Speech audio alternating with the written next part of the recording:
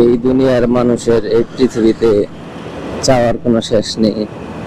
কারণ আপনার ছোটরা হইতে চায় এখন বড়, বড়রা চলে যেতে চায় সেই শৈশবকালে।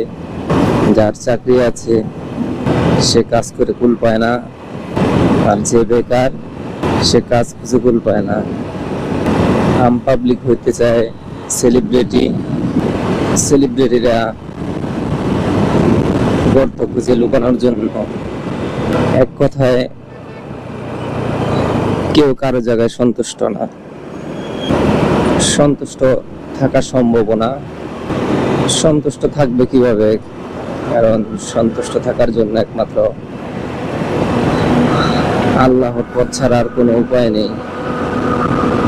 যে যে অবস্থানে আছে সেইখান থেকে যদি শুকর আলহামদুলিল্লাহ বলে এমনি দিনকাল কাটায়, তাহলে তার আর কিছু দরকার পড়ে না। কারণ আপনার চাহিদার কোনো শেষ থাকবে না।